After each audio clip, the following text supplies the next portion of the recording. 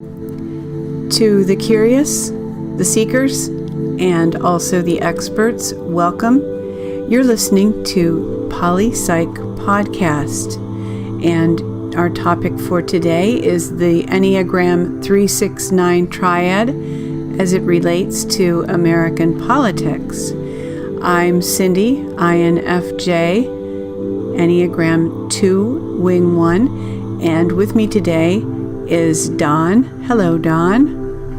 Hello, Cindy. Looking forward to this. It's going to be fun. And would you share with us your MBTI type and your Enneagram type? Sure. I am in the MBTI, I'm INTJ, and in the Enneagram, I'm Enneagram type 5, probably equal wing, and a social subtype. Thank you. So, first thing that we'll be looking at today is a few clips of politicians who we believe are 3s, 6s, or 9s. So I will roll our first clip, and you guessed it, Bill Clinton. Renewal. This ceremony is held in the depth of winter, but by the words we speak and the faces we show the world, we force the spring. So here we have an Enneagram 3, I would say. Yes, I agree. Bill Clinton is definitely a 3. That's the way he comes up in most of the people that look at public figures and the Enneagram. He's been around for a while, obviously. And if you're familiar with Oh Brother, We're Out There, he would be Pappy Daniel. And that almost fits with a Southern accent. So speaking of Pappy O'Daniel, I just happened to have a clip of Pappy O'Daniel. There he is.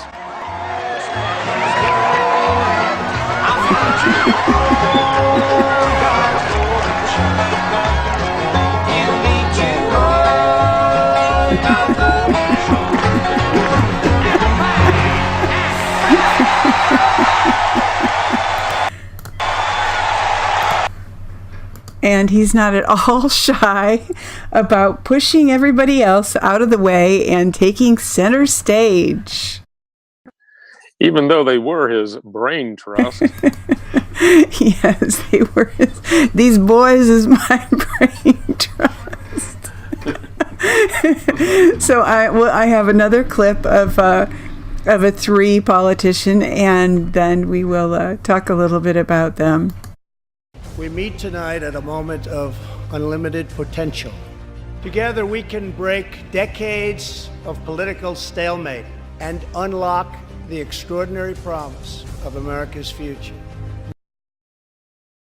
And I just have my comment. I'm sure Don has a lot of comments about this 3 in politics.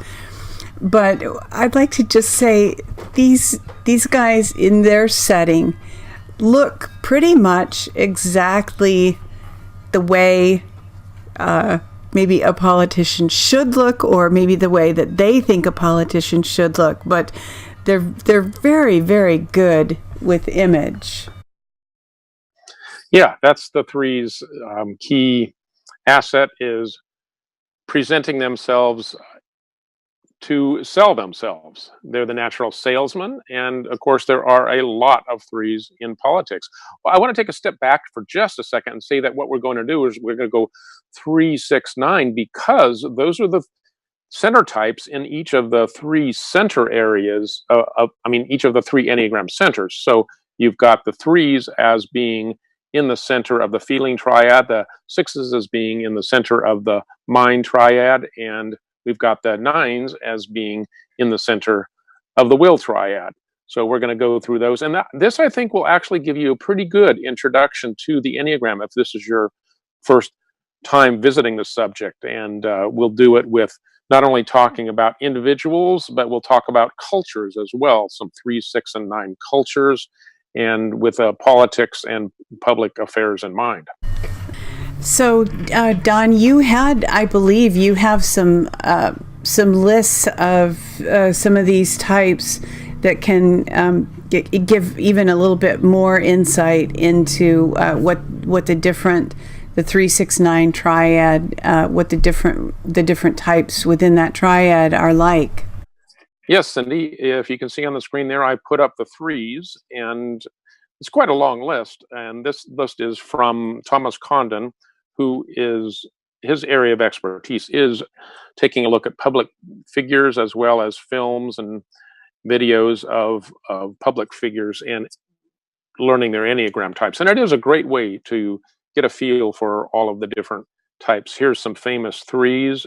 And Cindy, you might want to just glance through the names and see who pops out at you.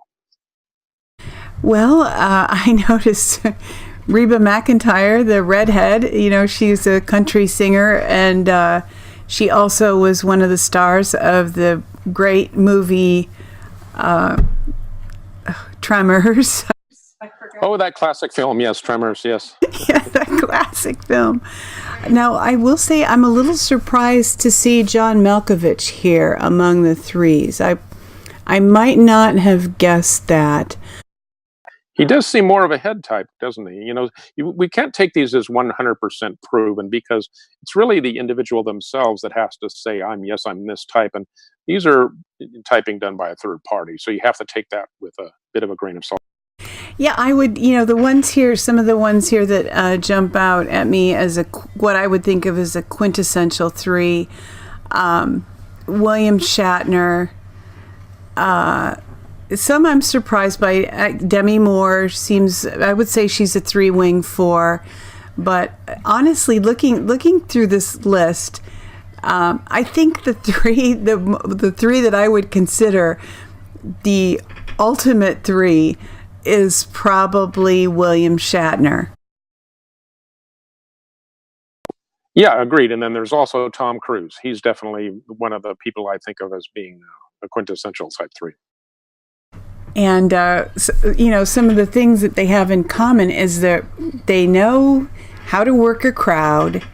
I think that the fact that they're heart type, they probably have a certain degree of empathy, enough to know maybe what people want from them. And I speaking as a 2, I think 2s tend to always have the antenna up to be trying to sense what people want from them.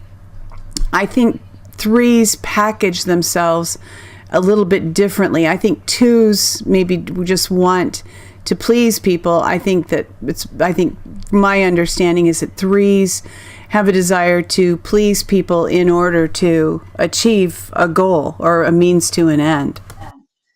Yeah, that's a great distinction.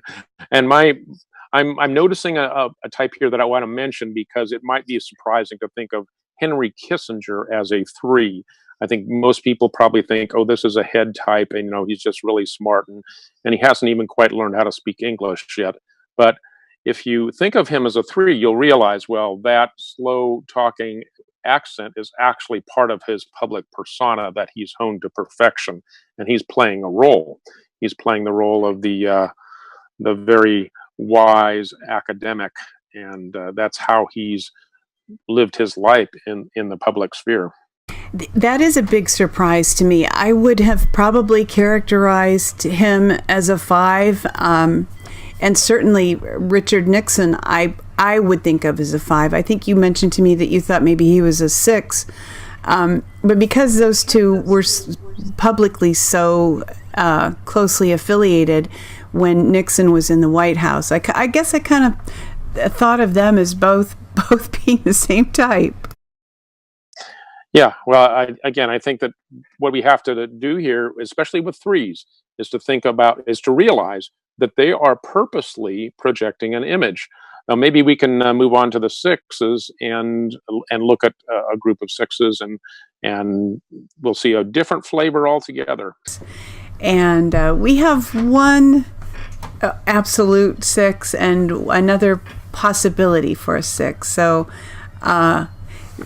6s tend to be, they're loyalists is how they're described, and they tend to enjoy team activities.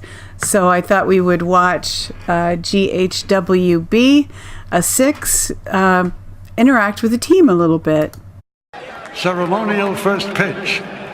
And please welcome the President of the United States.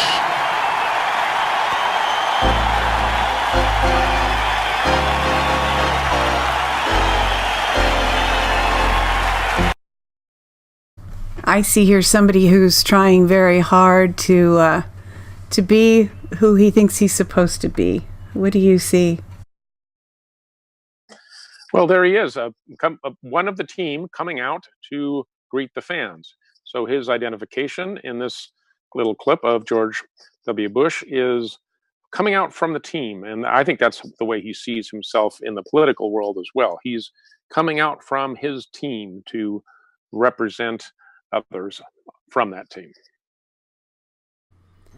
Yeah, he's. I think that he, as you said, he always was a team player, and did not really. I mean, with the threes, we saw them really step out and put themselves into the spotlight as Pappy Daniel, and I don't think that came quite as naturally for this man.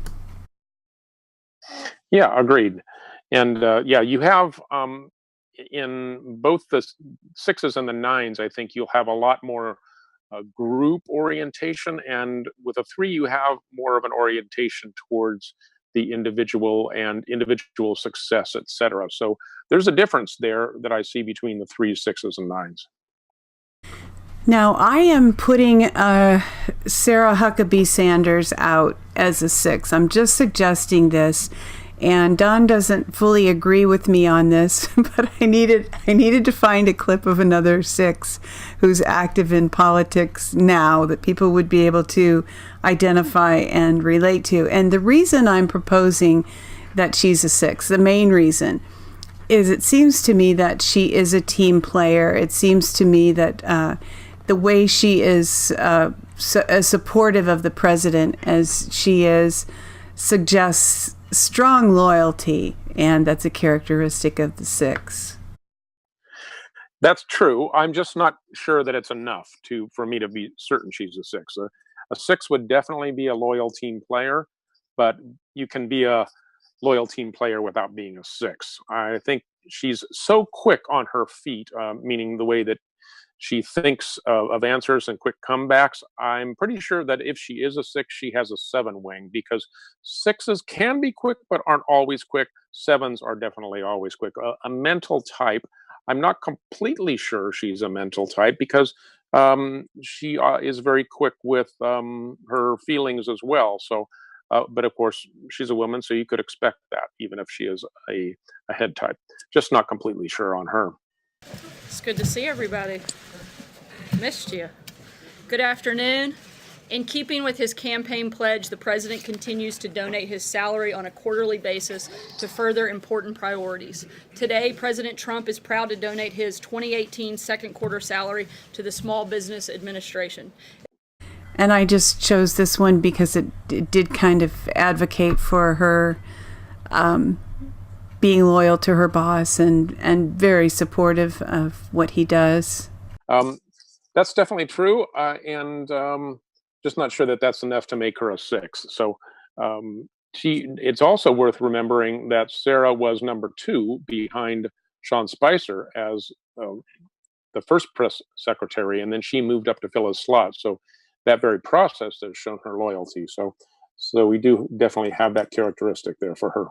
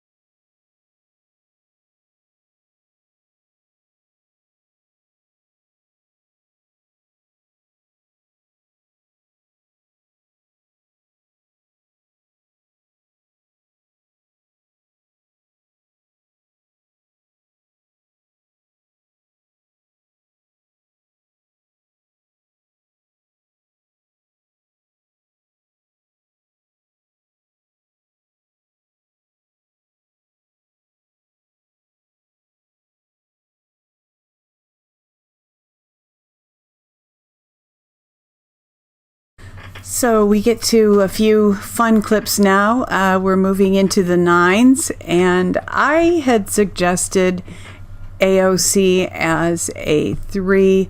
Don feels that she's a 9, and the very beginning of this clip, I kind of agree with him, so I'll roll the clip.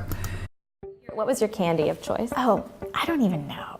I like the fruit roll-ups. Yeah. Oh, I like the, when ice cream trucks would come around, they would also have Big League Chew in there. Yes, I love Big League. So she was a little indecisive there in describing her favorite candy.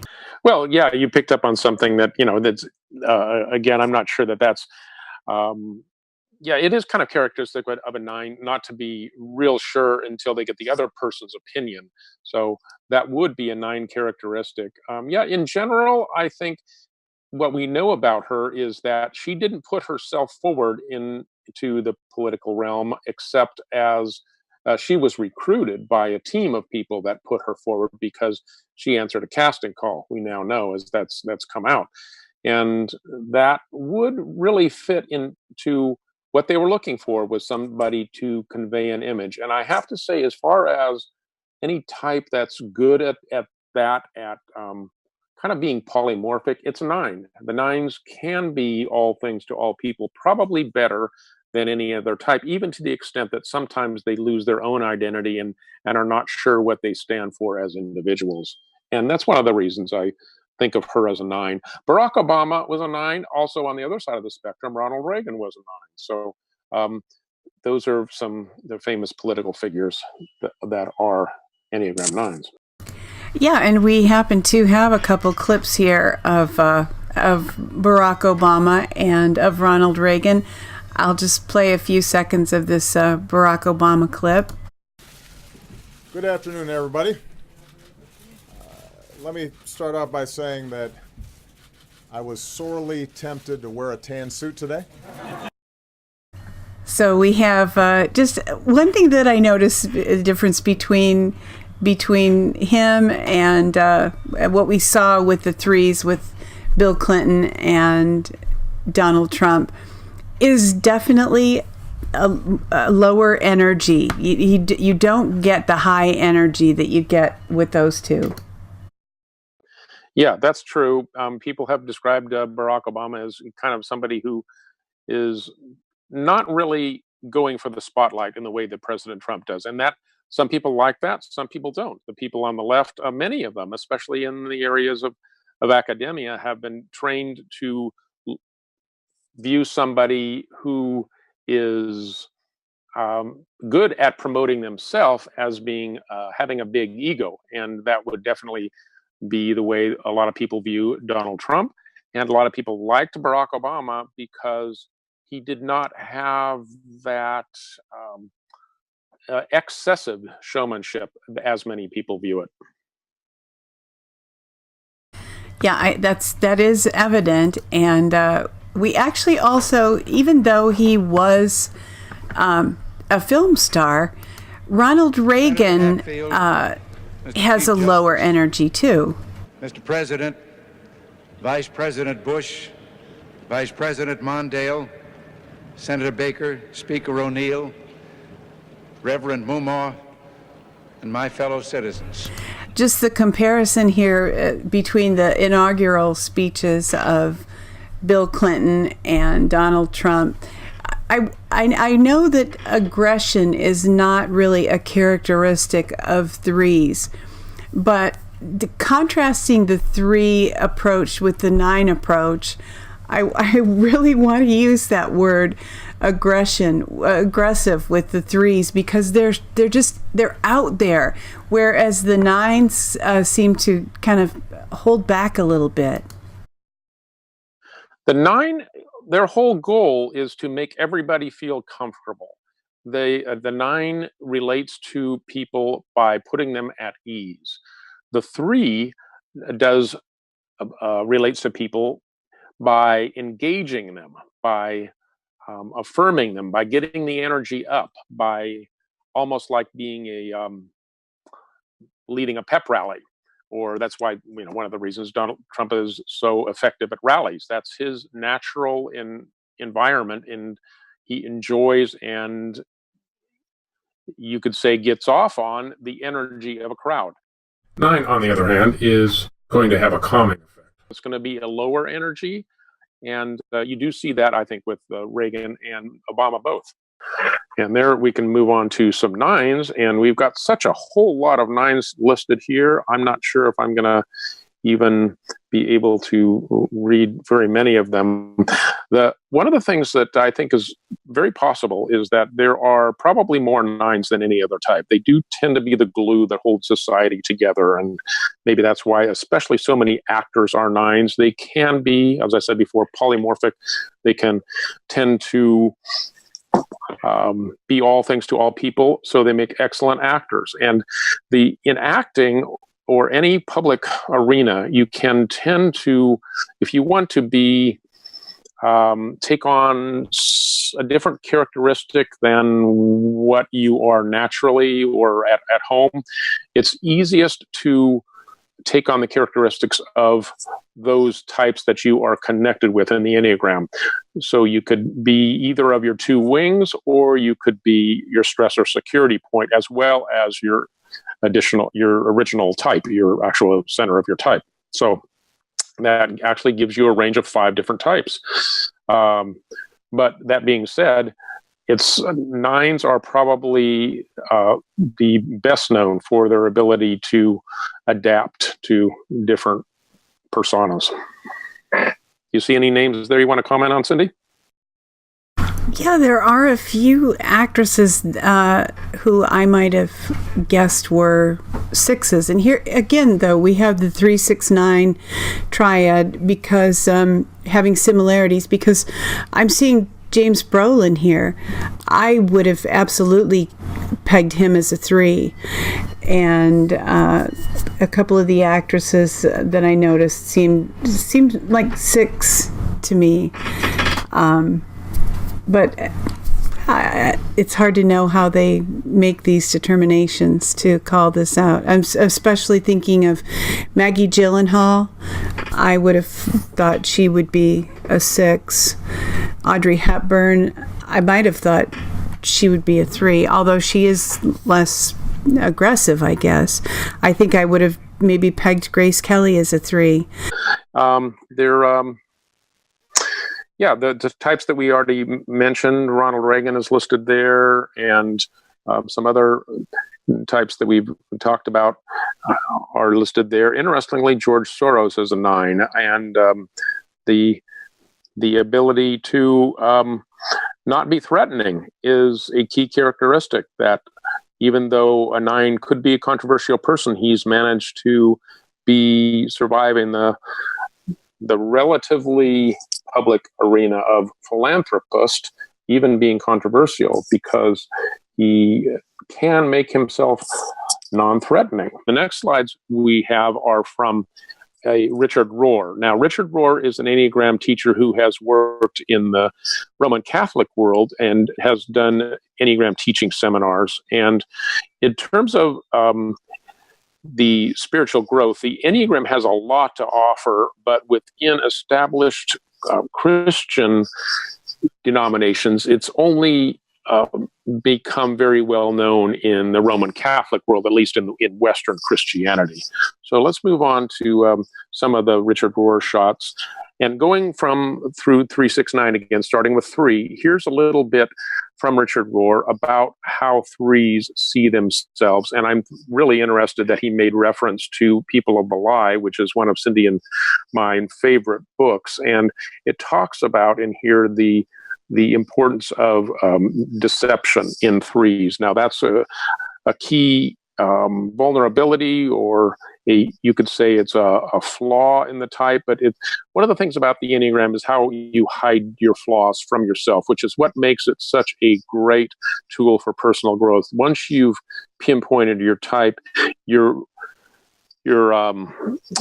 core flaw or core downside becomes really easy to see for yourself, and you can begin to see how other people might see you in a way that maybe you haven't before. And 3s deception is a key thing. And it makes the point here that threes, first and foremost, deceive themselves.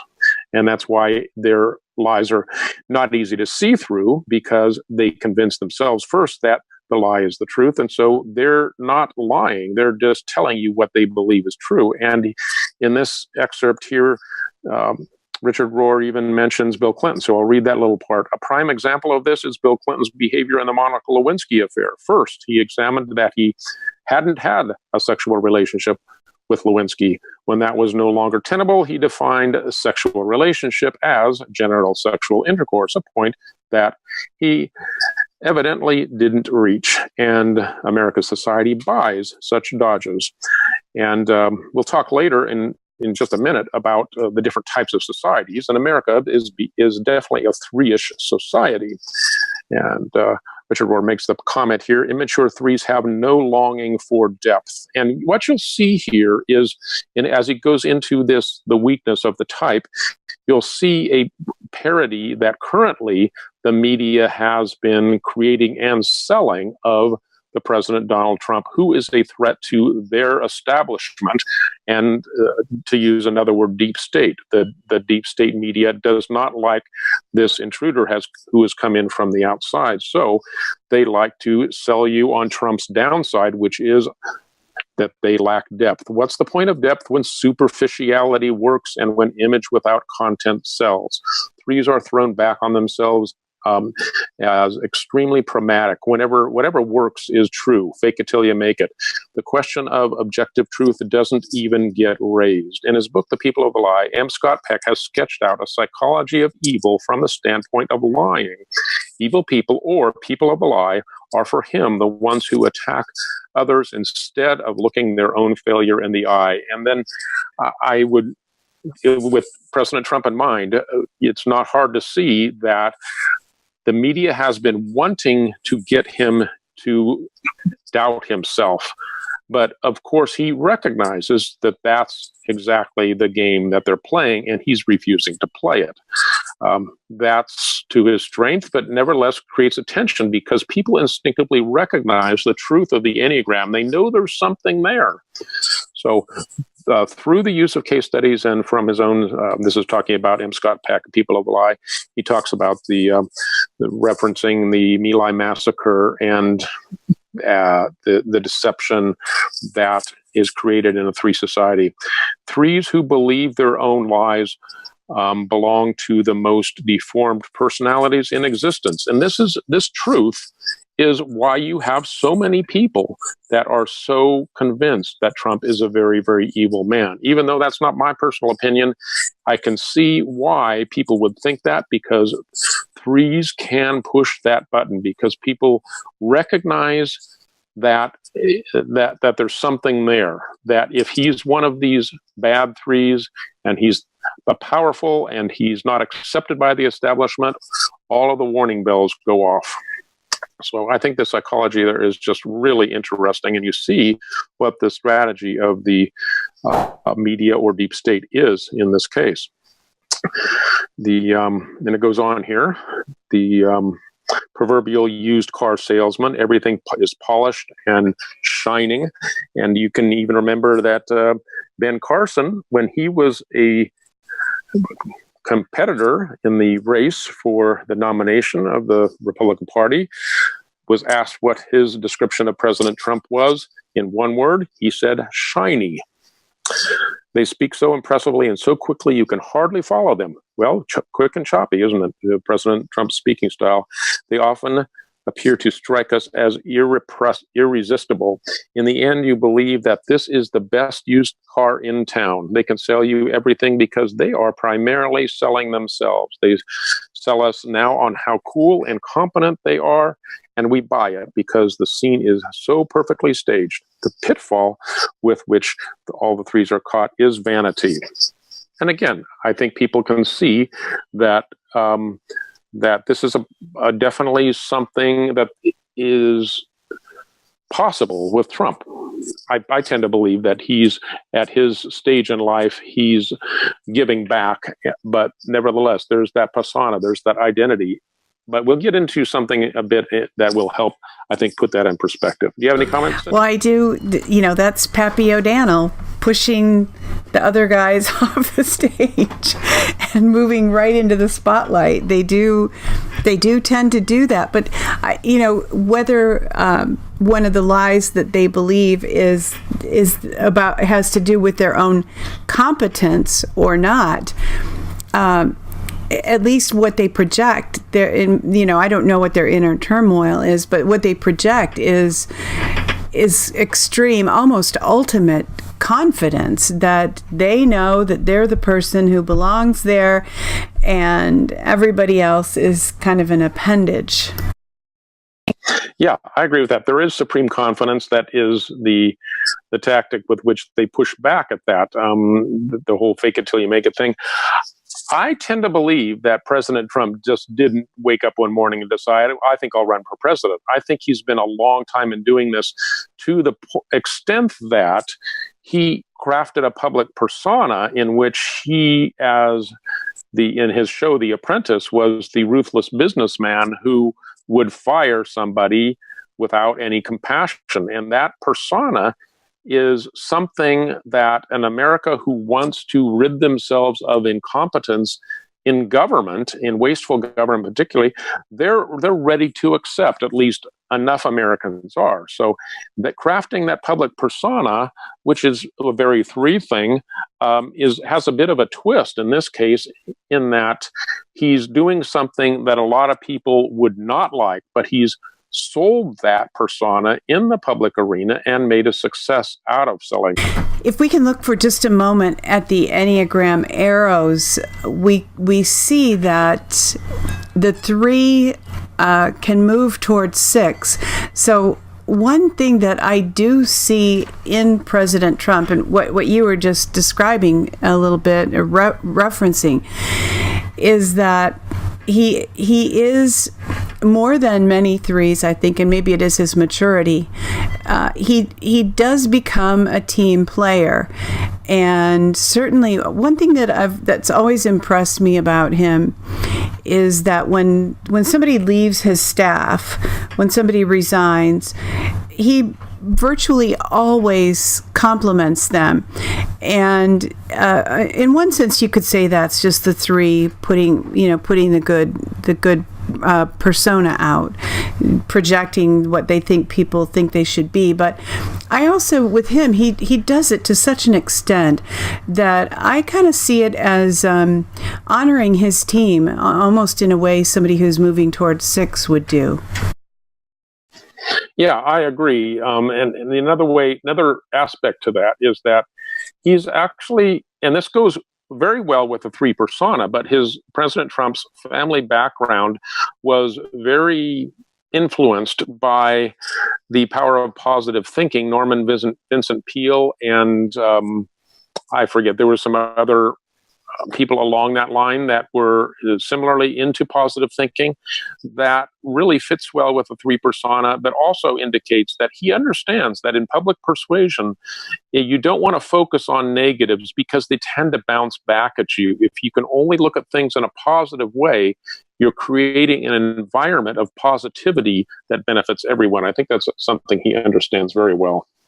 And one of the things, while we're on this, is that what Cindy mentioned with the arrows there, you see in this chart, the white arrows, it says expansive, and that's pointing to the security point, or when you're integrating, the direction of integration in Enneagram theory. In the opposite direction, going in the direction where the red arrow points, that's disintegration. So generally speaking, a 3 going to 6 is a good thing, where they're taking advantage of the better qualities of the 6.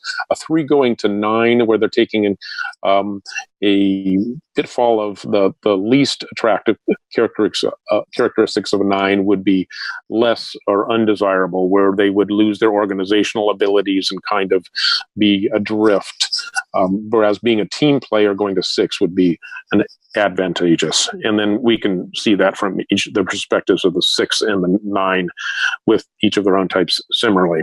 It's interesting that you mentioned that, because I would thinking about remembering Bill Clinton from when he was president, not thinking about him that much how he is now, because I think he's somewhat diminished. But I would say he tended to move toward 9 to a greater extent than towards 6. He would become, maybe it's because Hillary is such a forceful personality, that he would, I won't say withdrawn, but I don't think that he really would really go toward a fight or an argument at times. I think that he would move away from an argument, which to me is moving toward 9. Yeah, I can recognize that. And what I've got on the screen here now is, I was talking about we were in the middle of kind of talking about the downside of 3s, or the weak area of 3s, deception. And now what I'd like to focus on is the whole country, or the social environment. And of course, on a large scale, that's a nation. And what would be a 3 culture nation? Well, the United States is definitely a 3 nation, at least historically. I think there's been some tendency, especially with the Bushes, to move us to in the 6th direction.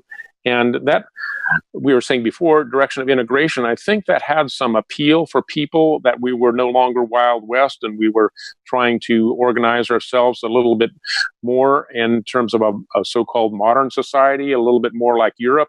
A lot of people saw that and thought, well, that's a natural thing to have happen, because, again, that's a natural Enneagram progression from 3 to 6. But here, I'll read a little bit about a description of a 3 country.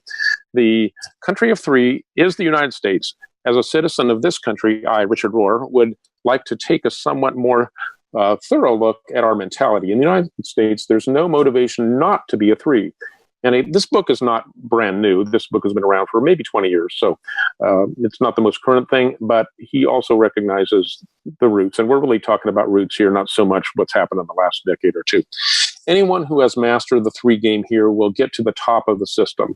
In this country, 3s become CEOs, bishops, and presidents. He says bishops because that's his environment. That is one of the reasons why we are so often disappointed by our leaders. Every now and then, it dawns on us how superficially things are managed up there. All their lives, these people have been so busy climbing the ladder of success that it has become the sole focus of their lives. The 3 is the prototype of the white male American. That's how young people are brought up in our country. These are the young men who become senior class president and win all the other elections. Those who don't match the 3 ideal feel inferior and insecure, as if there were something wrong with them. And right there, I'd like to stop and take note of, you see the dynamic there between Trump and the press. And the viewpoint that Richard is expressing here has been kind of latent in American society, where people have said, okay, haven't we done the success thing long enough? And aren't we superficial enough? Let's get something with more depth. And that was part of the appeal of what people thought Barack Obama was. They thought that he was as American as apple pie, but he wasn't a pushy salesman type. Well, he turned out to be a little bit more deceptive than some people thought. Some people are still learning that lesson, but I'm going to just come right out and say that some people did see that Obama was not what he claimed to be. So I see, with the progression of going from going to President Trump is kind of, in many people's minds, taking a step backwards, because they thought Obama was a step out of this 3 mentality that had characterized America. Reading on here, we Americans have an extremely hard time of seeing through the lies of our system. America, that kingdom of the good, is exalted above every impure motive. American exceptionalism, right? This kind of deception is part of our system and lifestyle. It's vital for us as Americans to understand the energy of 3s if we wish to analyze the mentality of our country. The rest of the world has an image of the ugly American, superficial and hollow, the image of an artificial world packaged in plastic without substantial content. But we Americans cannot and and will not see ourselves that way. Above and beyond that, starting out from America, the whole earth has been coated over with the ideals of threes. The world economy is based on achievement, efficiency, and success. Anyone who can't keep up gets booted out. And this looks, and I think I would be not wrong to say that I can detect a leftward bias in what Richard Rohr has written here. Nevertheless, that doesn't mean that it's not that there isn't some truth to it. So I think people have been counting on a backlash against threeism to lead America out of what many see as being superficiality. Nevertheless, the characteristic of America is, in my opinion, has always been three, and it will always be three. And a type can grow, but that doesn't mean it changes into another type. And nations usually retain their identity for a long period of time.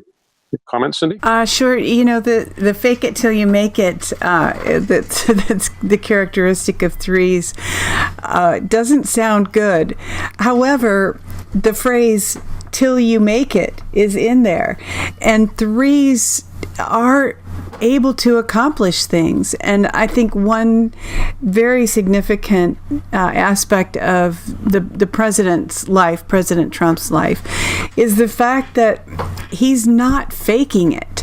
He actually has accomplished great things in his personal life, in his business life, and he is an achiever. I mean, it's not just an image. He genuinely has achieved things, and I think threes have great value for that reason. Yeah, I agree. I'm very baffled by the left when they try to claim that Trump is just a pop culture buffoon that was set up by a wealthy father. He's a lot more than that, and actually has a great deal of business skill. One of the things that he does that I think is very interesting for a three, and I kind of doubt that he would have been able to do this as a younger man.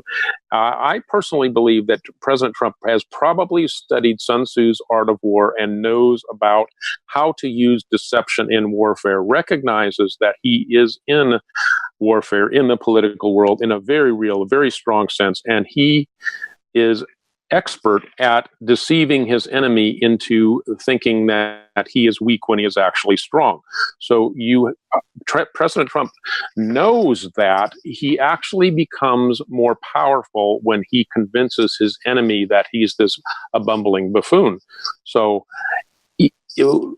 it might be that some of his misspellings in tweets are actually intended to craft that buffoonish persona. An enemy being overconfident is a very dangerous thing for that enemy. And in this case, we're talking about the political and media establishment in America.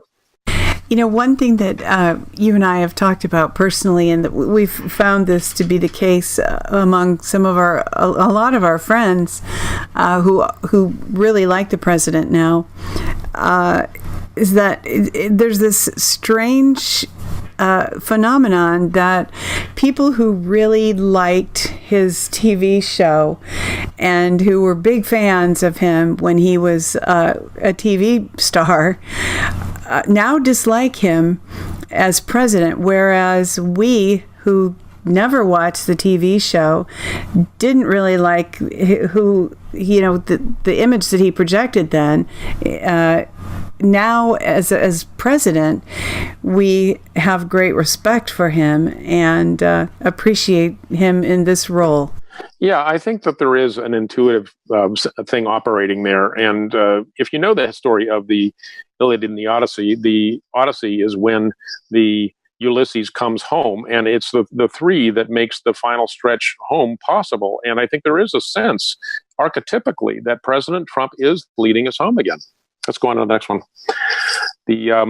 Now we're looking at the primary defense mechanism for sixes as being projection.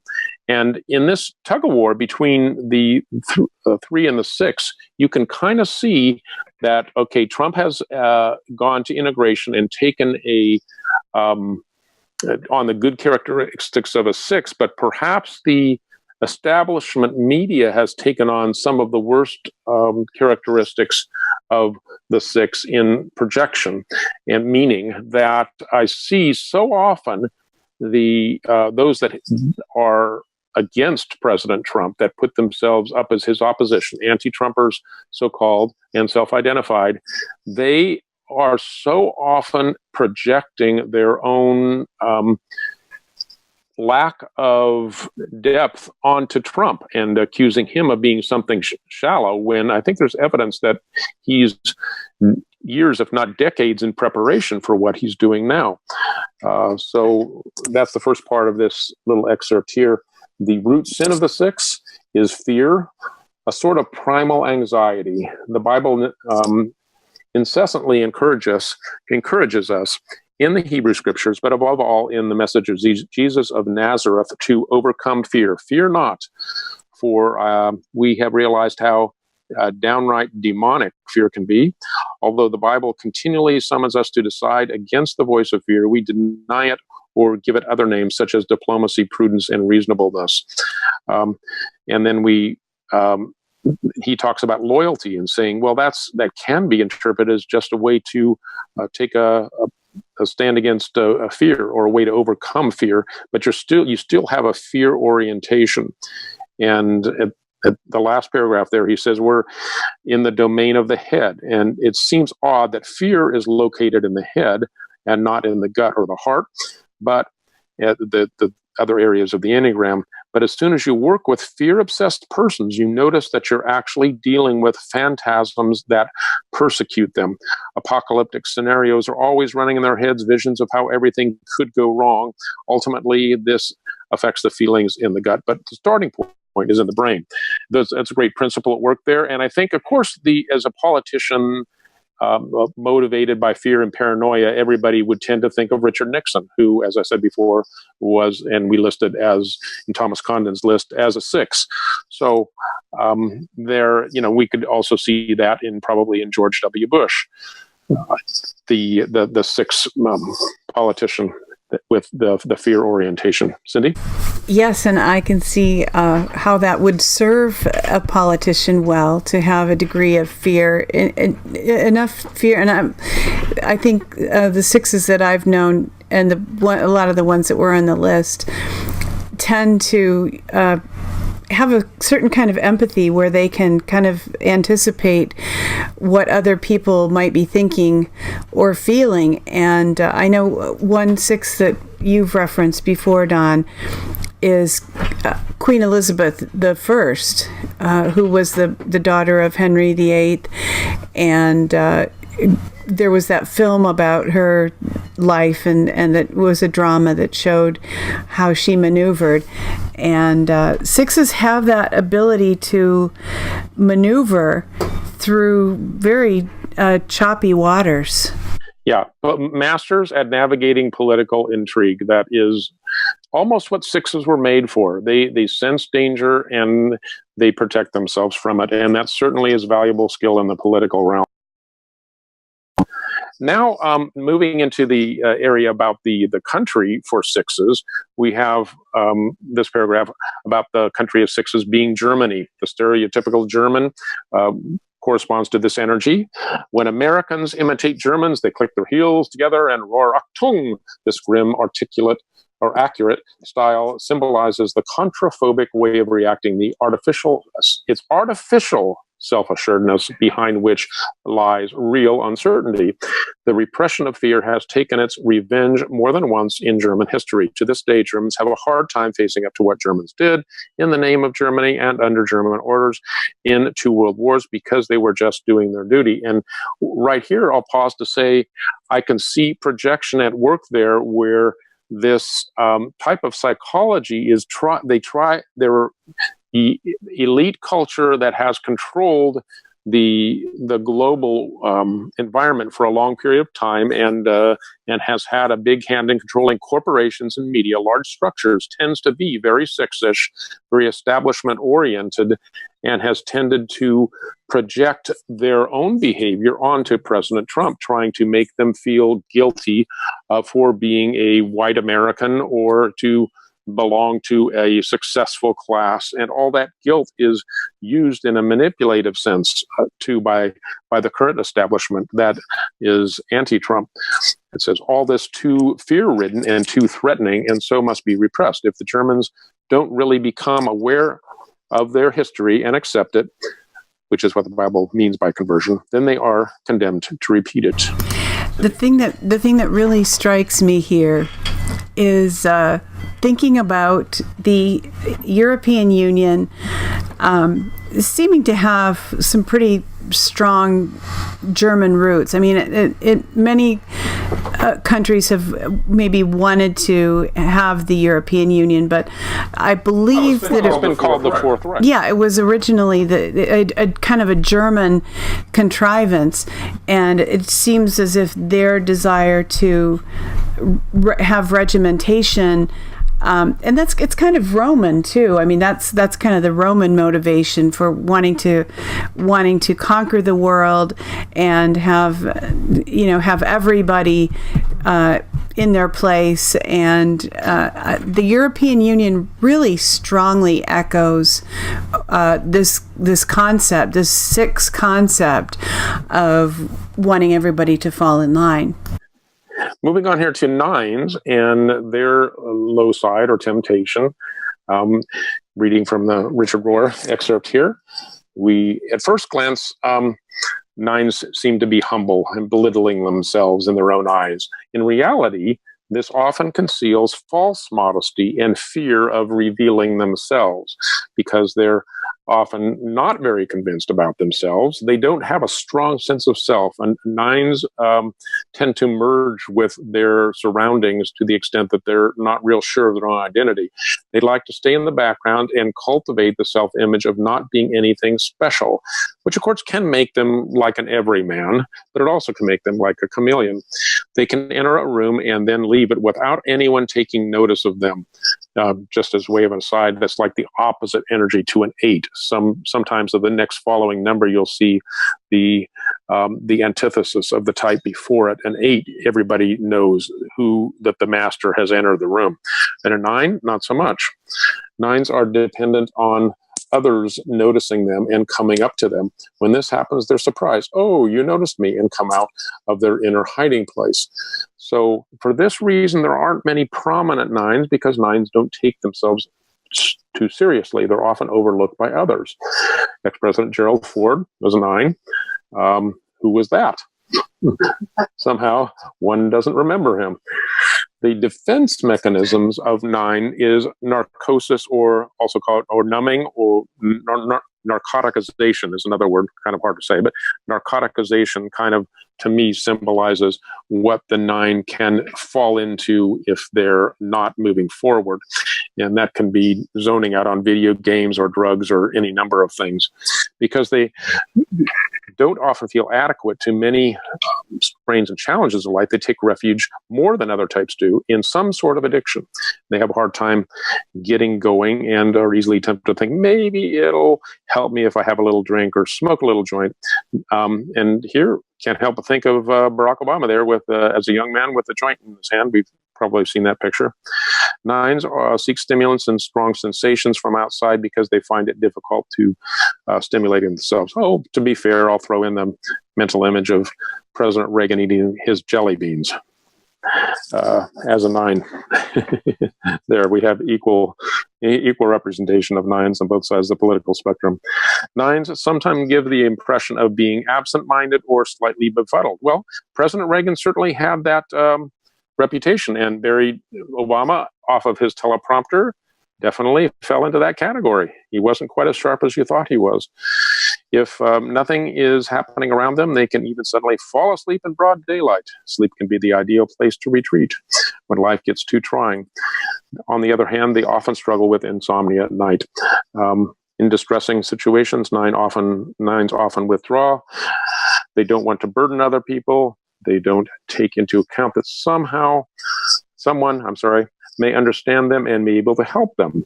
Because nines are so used to merging with other people, they seldom really will reach out and admit that they're the ones that need the help. They accommodate themselves. They don't expect other people to accommodate to them as anything that people might want to do. But when they get to the point of deadlock, in which they may not be able to move at all, they absolutely need to get outside help. Love and attention are true wonder drugs in getting worn out nines back on their feet again. Cindy? Nines are the most enigmatic type for me. I don't think I grew up around any nines, and I have difficulty understanding nines. I have difficulty spotting them, and I can be. There are nines that I've known who. I suppose they were unhealthy nines who I had very difficult time relating to. As a 2, I don't like the fact that a 9 can just kind of check out. Again, 9s are enigmatic. I don't understand them well. Well, people at times I know have said that you might be a 9 because they saw that you didn't seem to be as extroverted as 2s often are, and 9s are definitely more withdrawn or passive than a 2 usually is. Usually 2 is very engaging, and a 9 is somewhat on more neutral ground. Engaging with the 2, people tend to think that the 2 is a very actively involved person. Yeah, I think. Well, I do. I mean, emotionally, there's always a flow with a 2, and if somebody breaks a connection, then that's it's obvious to a 2, and the fact that now the 9 that I've known the best was an unhealthy 9, so I need to qualify that.